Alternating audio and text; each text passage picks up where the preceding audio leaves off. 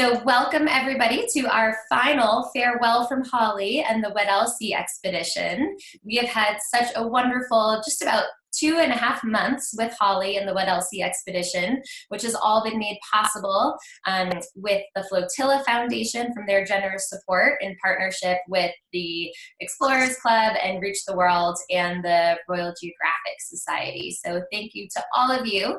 We are thrilled to have Holly back home today, and you'll maybe notice a few differences in our video connection today. And so I can't wait for you all to be able to ask your final questions for Holly and hear some of her highlights. So Holly, why don't we go ahead and say hello to all of the classes and let them say hello back to you.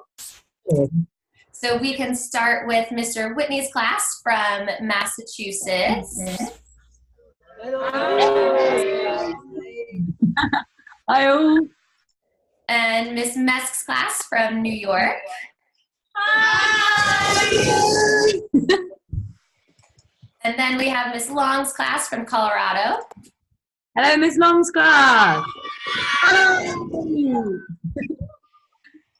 And next we have Karine from British Columbia. Hello. Hey. And we have Lucy. I'll unmute you, Lucy, also from British Columbia. Hi. Hi, Lucy.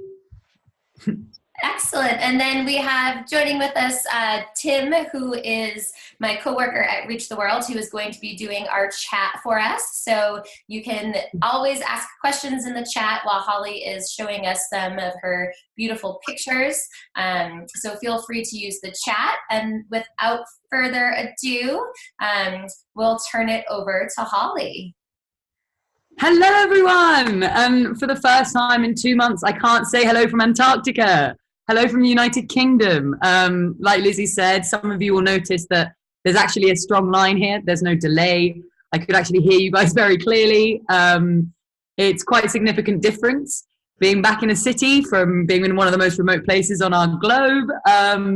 But what an adventure it has been. What an incredible 2 months the Weddell Sea Expedition was. And what amazing science we got done. And I've loved every second sharing my journey with you guys. It's weird being back. I'll start by just talking a little bit about being the difference in being in Antarctica to being in a city like London. It's a lot faster, a lot louder. The journey back was amazing. It was the same as the way out. We got the jet, the helicopter, the Russian plane, and then straight back into city life. It's bizarre because you're in a place that's so remote that you actually forget about normal day-to-day things like crossing a road. When I was back in London and I was walking down the main road, I forgot to look left and right because there's no cars, there's no traffic, there's only seals, penguins and whales in Antarctica. So I thought that the best way to do this was to start by sharing some photographs with you guys and recap a little bit on the Weddell Sea Expedition. You know, despite not finding the endurance ship, we actually got over the wreck site, which was hugely successful. We were one of the few people in the world to ever get over those coordinates, which was a huge honor, and we could feel like we were in the steps of Shackleton and his men. True exploration in its purest sense. So let me share my screen and see if you can actually follow the pictures as I do it now. Where do I go? Right. Share. Okay. All right. Can you guys give me a quick wave if you can see that I've shared my slides? Okay, great. So I thought I would start by sharing, just recapping a little bit about the Agulhas 2, which is a South African polar icebreaker. Now, this is the most sophisticated icebreaking vessel that we have pretty much in the world. And the crew on board, we had Captain Knowledge Bengu, who most of you would have met on our calls, who was actually the first ever black captain. And he was leading us through the ice into the heart of the Weddell Sea, going above and beyond the expectations of any of us had before going out. So here's a short video of the Agulhas 2 breaking through the ice. And here, this is surface ice, which looks quite thin, but actually at times this was up to 3 to 4 meters thick.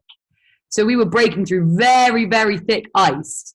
And I'm sure, as some of you will remember from before, when the Agulhas 2 breaks the ice, it doesn't go straight directly into it. It lifts up above the ice floe and slams down. So you are in your cabins and you can feel the weight of this huge ship breaking on top of the ice. So, let me go on to the next page. So here you go. This is a good photo just to show you how thick the ice can be. So as you can look here, down on the left, this is us breaking through the ice. And all this brown stuff is actually chlorophyll. It's microbiology in the ice. So it's a very flourishing life out in the Weddell Sea. So what we would do as well is if we got caught in very thick ice and we were stuck in the ice, which happened a few times, where the two ice floes were coming in very, very quickly either side of the ship, the only way to free ourselves if we couldn't back up and ride and slam into the ice was to swing one of these cranes, one of these containers here. You see what right here? We would put that on the end of the crane and we would swing it, if you follow my mouse, side to side to try and break through the ice. So it would go side to side. It was amazing.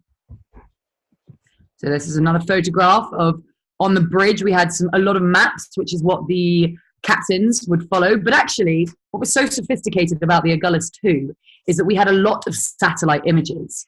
And one of the reasons we were so successful getting into the heart of the Weddell Sea was because we had a fleet of drones that would do sea ice navigation for us. But also we had satellites that would give us an idea of the paths that we could travel through on the Agulhas 2. So here's an idea of how I traveled back from Antarctica. It's not an easy place to travel to, I can tell you that much.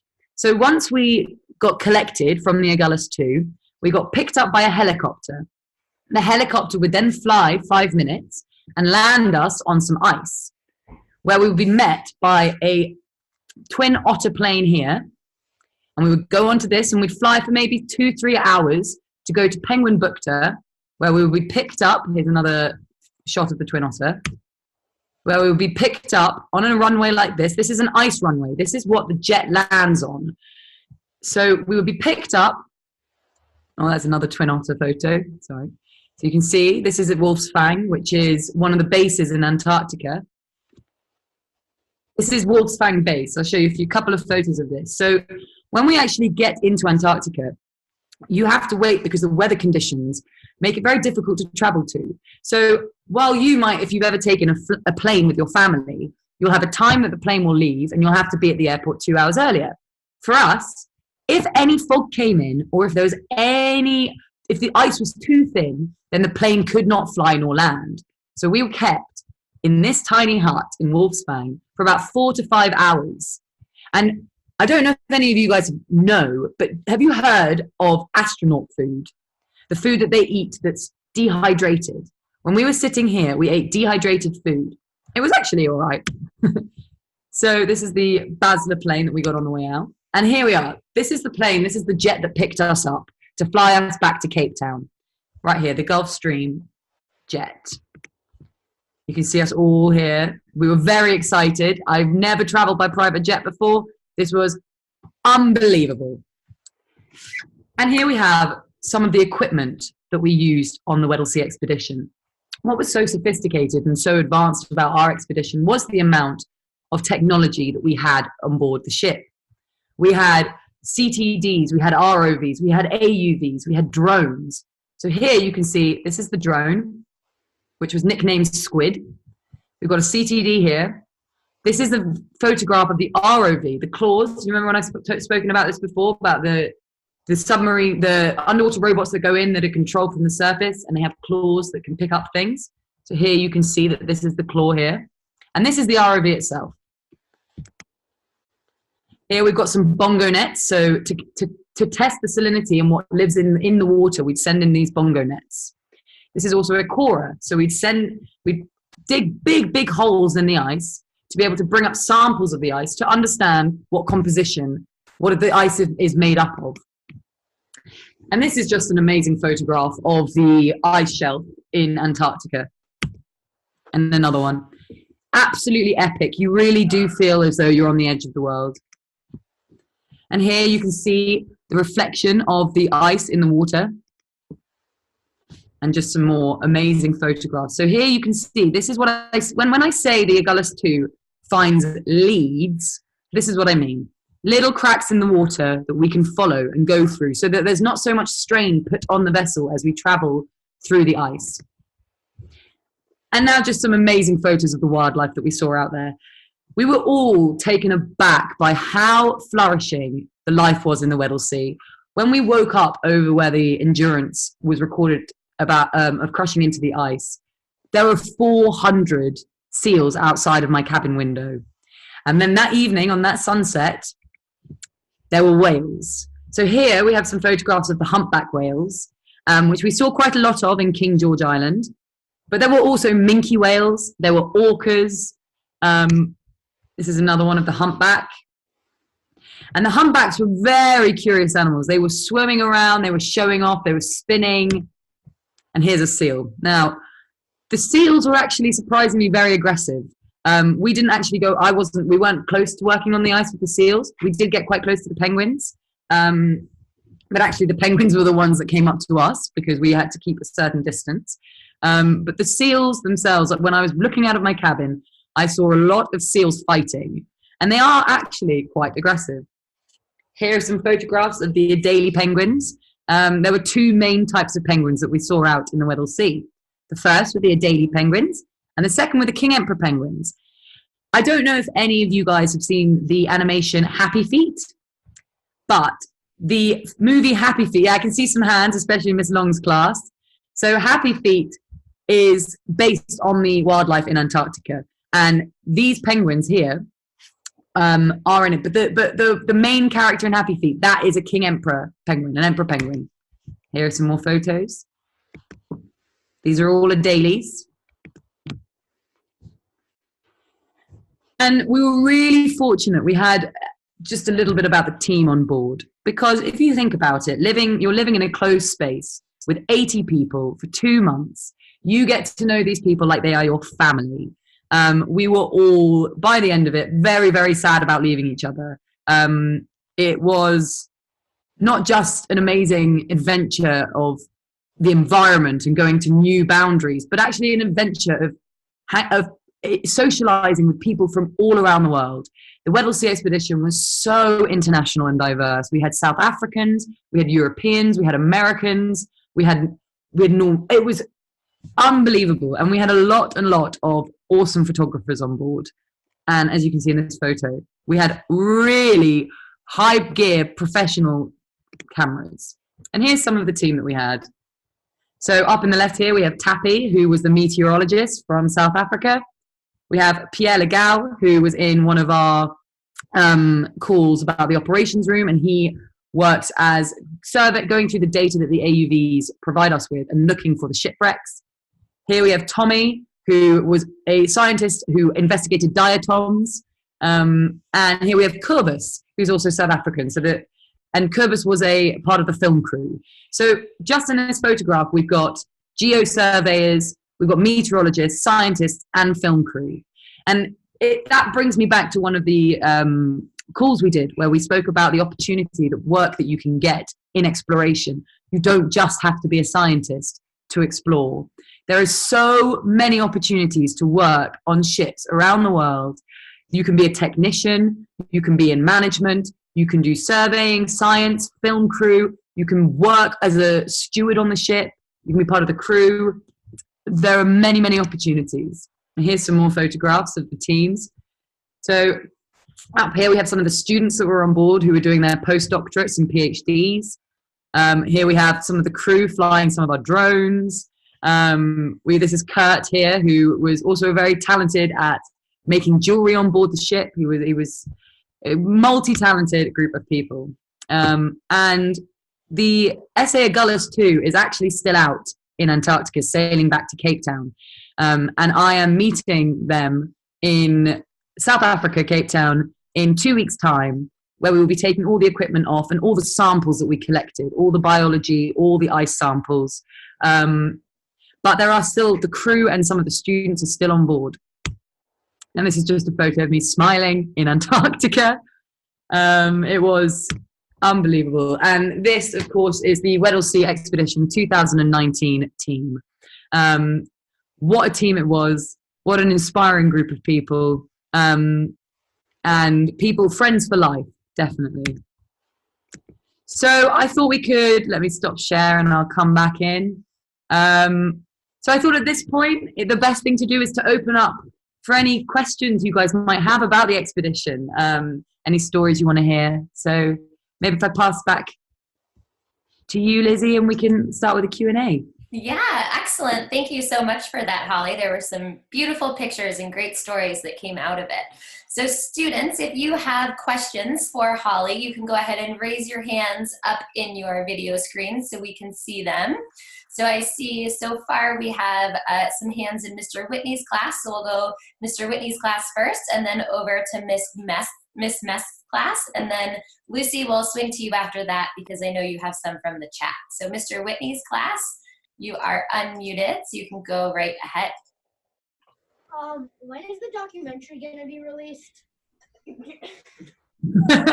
Well, we're really excited about that. We are waiting to hear, but they've collected some amazing footage, and we've had some incredible equipment, and people they've had drones, they've had a full camera crew on board, and I know that they're going through the rushes now to edit and release the documentary. So as soon as I know, I will let you know.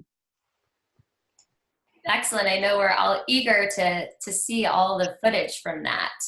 All right, Miss Mess class, we'll head over to you next. Question, who would like to ask their question? Aiden, come on up to the screen. Quick. Come on up to the screen. Go on low. 16. What if all the ice in Antarctica melted? Well, it's a good question. I mean, there was definitely a lot of the reason we were able to get to where we got to in Antarctica was because of the sea ice melting. There was still a lot of ice, and we were there in the height of summer. But this is part of what the science that we're doing we did on the Weddell Sea Expedition is to understand the rate in which the sea ice is melting. So as a product of the research that we did, some scientists will be producing papers on the rate at which the ice is melting in Antarctica. And I hear there's lots of scientific papers that should be coming out around this expedition. So we'll look forward to hearing more about that. So let's head over to Lucy. I'll try and unmute you, Lucy, and you can go ahead and ask one of your questions. Go ahead. So, do you get to shower while on the ship? Yes, it's a good question. The general day-to-day living on board a ship is really sophisticated. We all have our own cabins that have their own bathrooms. So we would shower. I had a shower every day, normal levels of hygiene. But the water that we shower with definitely smelt of algae because it is water that comes from the sea. So the first thing I noticed when I came back to the UK and when I had my shower was the smell of the fresh water that you wash yourself in. You know, it's not unhygienic, the water that we were washing in, but it definitely had a strong algae smell to it. But it kind of ties into this whole living on a ship. Today, the ships that people do research on are very sophisticated. We get 3 full meals a day where you can have 3 courses. We have laundry done every week. We have en-suites, our own bathrooms, our own toilets, our own showers. So it really is a clean and quite sophisticated way of living, actually. And that slightly ties back into what I was saying about reintegrating into being independent again in the city. I didn't have to cook anything the whole time I was off on the Weddell Sea Expedition. And as soon as I came back and I went to the grocery store, I was overwhelmed by the choices. You know, so much fresh fruit and vegetable, so many different options. Whereas, you know, the food on the Agulhas too was amazing, but you ate what you were given. So, yeah, you do get to shower. Good question. Wonderful. Miss Long's class, it looks like you have some questions. And then I have a question that was submitted earlier, so we'll ask that. And then Mr. Whitney, I think you all had your hands up next, so we'll circle back to you. All right, Miss Long's class, go ahead. Were you scared when the Agulhas 2 got stuck in the ice? It's a really good question. We did get when we got over the sinking site of the Endurance, the captain and the ice pilot were very, very nervous because we had the ship here and 2 ice floes either side that were rapidly enclosing the ship. And there was definitely a very, very tense moment where everybody said, we need to get out of here now because we will get stuck if we stay any longer. So I think operating in such a remote place is always a bit nerve-wracking. You've got to be super, super careful. We had a really good Reach the World with the expedition doctor, Claire Grogan, who spoke about simple things like walking down the stairs with a mug of tea. We are nowhere near a hospital. We have 1 doctor on board, and there is a hospital on board, but we all have to be careful all the time. So there was, while we were safe in the ship, there was this, always had to have in your back of your mind your own personal safety, and you had to be responsible to work as a team. We all had to be mindful to live safely and healthily just to make the expedition a success. But when the ice was coming in around us, that was quite nerve-wracking. Well, we're glad that you guys were able to get out of it safe and sound. So there is a question that was emailed to us from Miss Suzuki's kindergarten class in Illinois, and they're wondering, is there something that you didn't bring with you that you might bring next time? Ooh, good question. That is a good question. Every expedition you go on, you only have the stuff you take. There's no going to the supermarket. I really missed good tea, but I'm English, so I took a few English breakfast teas with me, but I ran out of them very quickly. I also really missed Marmite, which I don't know if any of you know that, but it's a spread that you put on your toast. What else would I have taken? My friend Christoph had a guitar on board, and most evenings we would all play the guitar together and sing together. I think in the future I would bring my own guitar as well, so that we could have 2 guitars going around, and perhaps maybe a little drum, something for us all to make music together, because it's a really good pastime, and it's very good bonding when we all make music together. So I'd say some more musical instruments. Excellent. All right, we're going to head to Mr. Whitney's class, and then after that we'll go to Miss Long's, and then I think I see a hand in Miss Mess's class. So Mr. Whitney's class, you are unmuted, so go ahead.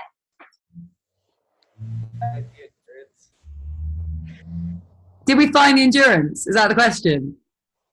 Yeah? So we got over the sinking site of the Endurance. We got to 68 degrees south, 52 degrees west. And we sent in one of our autonomous underwater vehicles to go and survey the area. But as I said, the ice was coming in very, very quickly, and we had to leave the site because it was too dangerous, which meant we also left our AUV behind. So we didn't actually have a survey area. We didn't have any data of the wreck. We didn't find the wreck, but we got over the site. And when we actually got over the site, we went onto the ice floe and played a game of cricket. So we were actually standing where Shackleton and his men would have stood 104 years ago. Wonderful. And if you had recovered the AUV, then there would be data on there, presumably where you may have found something. So, because with any shipwreck search that you do, you're basing it off historical data, off the archives, of things that people wrote 104 or however many years ago. So the captain, Frank Worsley, wrote down the coordinates of where the Endurance got trapped in the ice, and that's what we were basing where the Endurance was. And if we had have if we'd have got the data back, we would have known that those coordinates were right and accurate, but there is no knowing until you actually get the data back. So it's the most likely place that it would have been. excellent. All right, Miss Long's class, we're going to head over to you, and then after that to Miss Mess. You are unmuted, Miss Long's class. Go right ahead. Did you get land sick when you were getting off of The ship? Yeah, you do. Yeah. It's weird. It's the first 2 weeks when you're on a vessel are finding your sea legs. So you have to stand with a strong stance, really engage your core, make sure that you don't roll with the waves. But when you come back on land, it's a very weird sensation. You'll be lying in bed and you will feel the motion of the ocean. For the first 2-3 days, I wouldn't say land sick, I never got ill, but I definitely took a moment to find my land legs. And I think other people did as well. You know, the first step onto land, it still feels like you're rocking. It's a good question. Must feel like a completely different sensation. Yeah, totally. All right, Miss Mest's class, we'll head back on over to you. Gabrielle, go right up to the computer. Gabrielle, go right up to the computer so they can hear you. Okay. Bend down, bend your knees. There you go. There we go. Go ahead, Gabrielle. So, how was Antarctica? Well, that's the real question. I find it very difficult to find the words to explain that where we were in the world. It was so remote. It was so vast. It was beautiful. There was permanent sunsets. That you feel totally connected to nature. We were at the most southern point of our globe, and no one can say, not many people can say that they've been there. So the sensation that you have within yourself of, I am one of the very small handful of people that has ever been in this part of the world, is very humbling. Also, the disconnection that you have with normal day-to-day life, you know, not having any social media, not having the rush of city life. It's really humbling. I think that's the only word that I can find. Antarctica was vast, beautiful, inspiring. And I think the era of, everybody thinks the era of exploration is over, but it's not. The deep sea is the final frontier. And we were part of a journey that really looked to places that no human has before. So inspiring, definitely. And Holly, would you like to go back to Antarctica? Absolutely 100%. If I could go back tomorrow, I would. I feel like everyone who has been to Antarctica comes back saying that they would love to go back again. Absolutely. Absolutely. Right. I see a double hand raise in Miss Long's class, so we'll go over to that question, and then we'll check in. Lucy and Karine, if you have questions, you can type them into the chat, or we'll come to you all next. So Miss Long's class, you are unmuted, so you can go ahead. What does it feel like to accomplish something like that? What a good question. I think it comes back to this, what I was saying about the team that we have. It's really, you create a family when you're living with these people, and the feeling is exciting. It makes you overjoyed. And I think that it's very challenging. It is very, very challenging at times. It wasn't always easy because we had so much technology that often didn't work or didn't do what we wanted it to do, because nothing in Antarctica is easy. There was a lot to overcome, and actually the way that we overcame it, the way that we overcame the environmental struggles and technological struggles was through human cooperation, and that's why I say these people will be friends for life, because when we were confronted with an issue that was beyond our control, the only thing to do was come together and be a team, which we did. So it's very exciting and very addictive. It's very addictive. When you're on something that exciting, you just want to keep doing that. Yes, I can imagine. All right, Mr. Whitney's class, did I see a hand up in your classroom as well? Let's head over. You are unmuted. Did you guys have a question? Hi. Holly. Did you know anybody else on the ship prior to going, or was everybody else there new to you? So that's also a very good question. So I work for Ocean Infinity, who supplied the AUVs.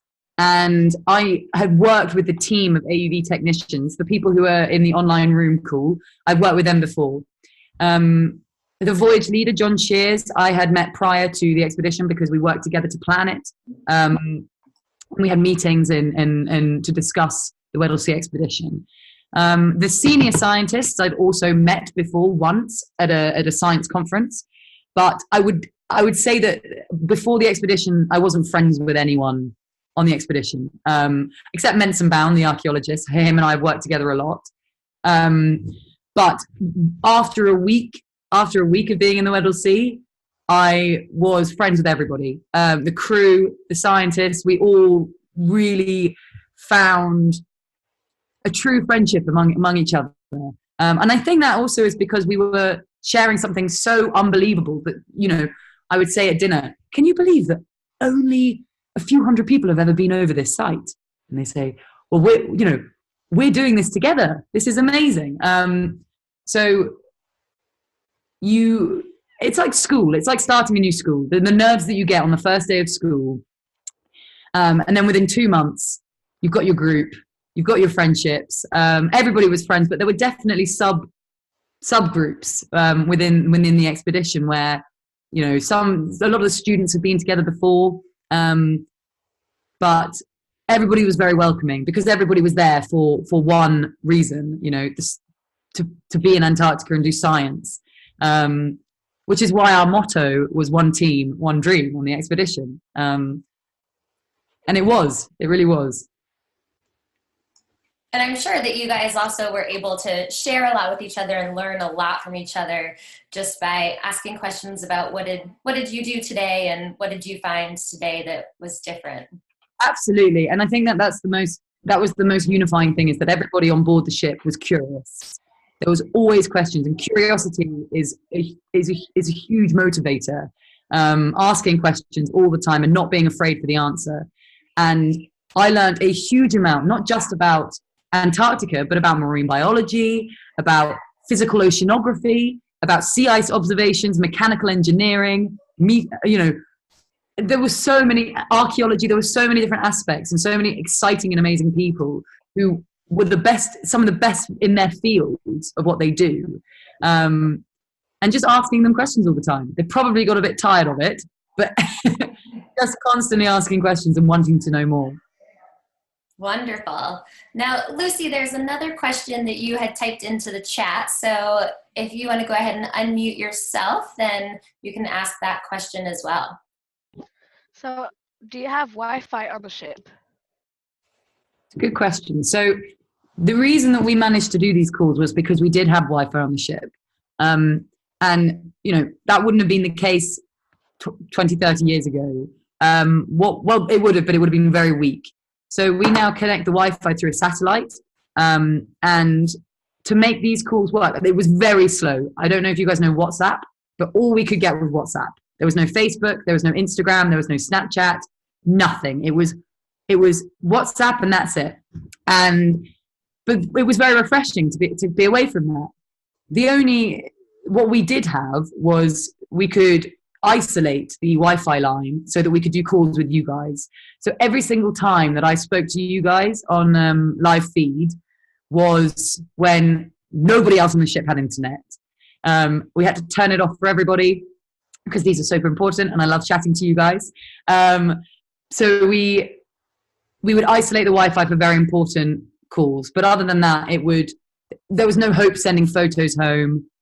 You could get some emails, but you couldn't download any videos.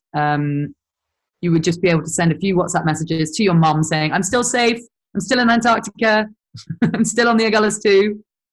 So we had enough for a small updates home. Great. And I think we probably have just about time for each class to ask one more question for Holly. So we'll start with Miss Long's class, because I see a hand that's been up for a while. So we'll go from Miss Long's to Mr. Whitney's to Miss Mest's. So Miss Longs, you are unmuted. Go ahead.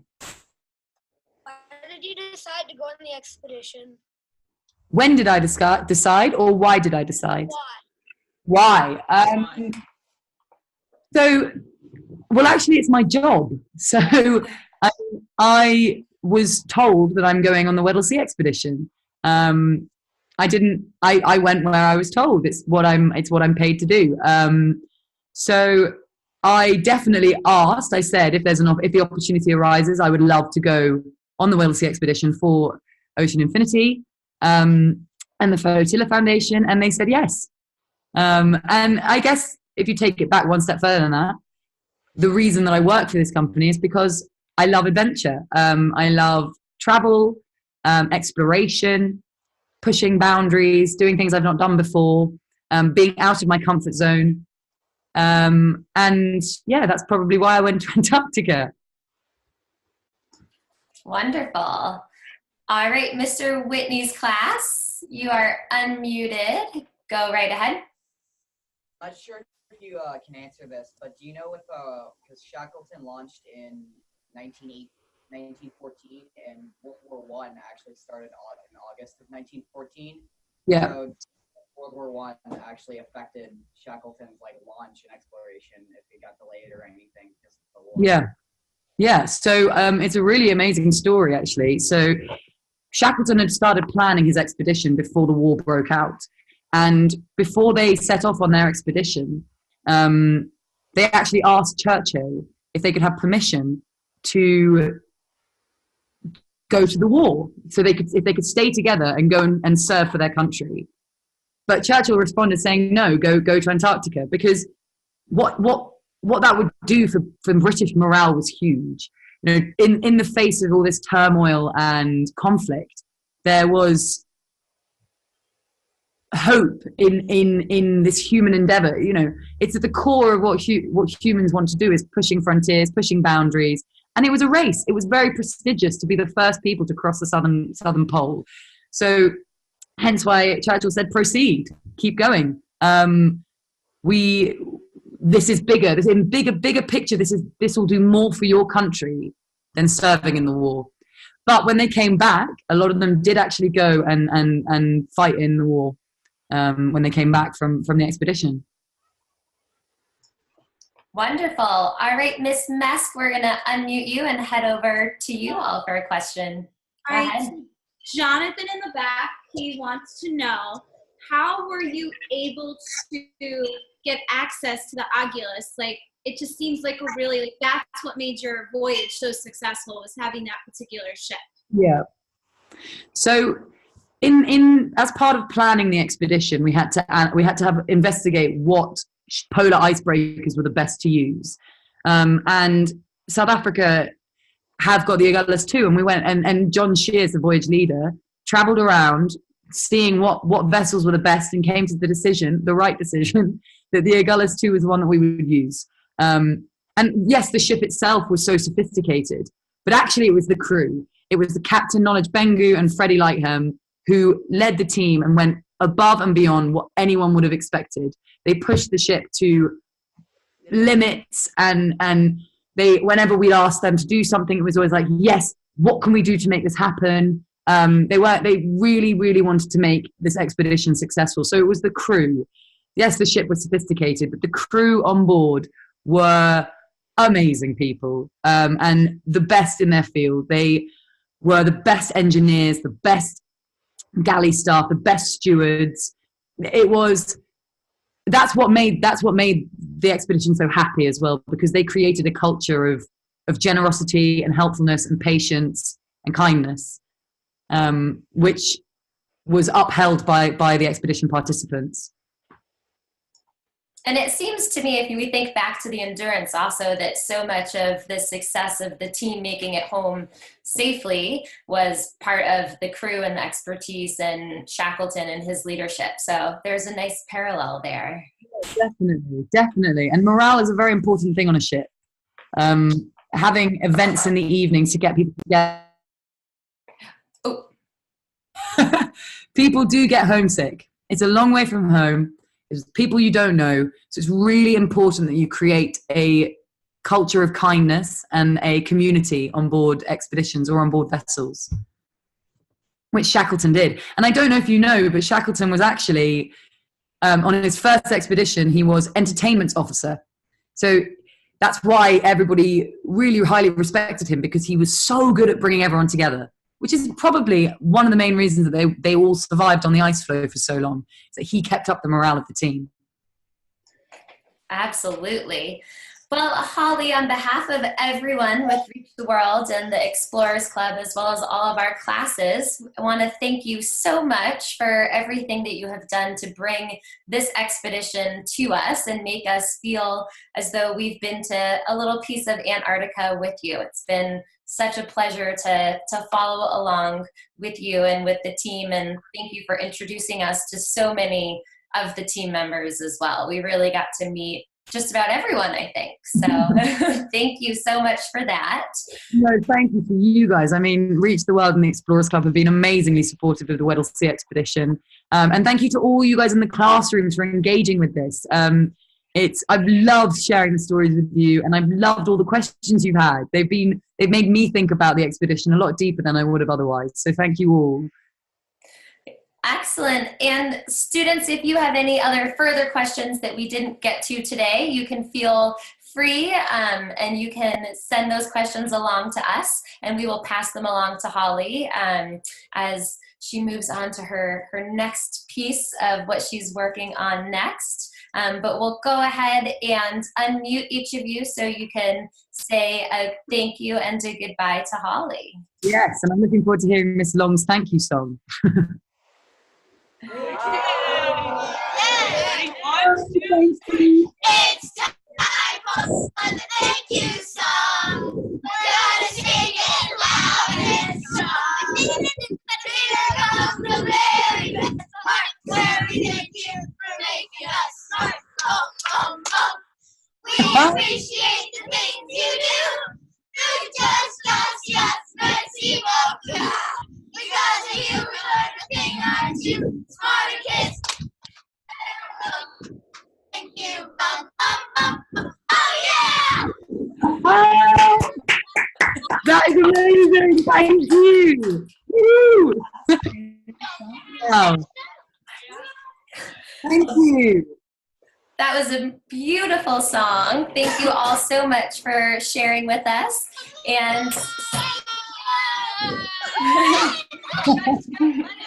thank you to everyone for joining us today and for following along in the expedition. And we'll have a few more photos to share with you on the journey page from Holly and some of the other members of the expedition. So stay tuned for that. And thank you, Holly, once again. And we will hopefully see you sometime in the future, maybe on another expedition. I hope so. Thank you, guys. And please feel free to email me with any questions. I'm always here if you want to have a chat. Great. Thank you, everyone, and have a wonderful afternoon. Thank you.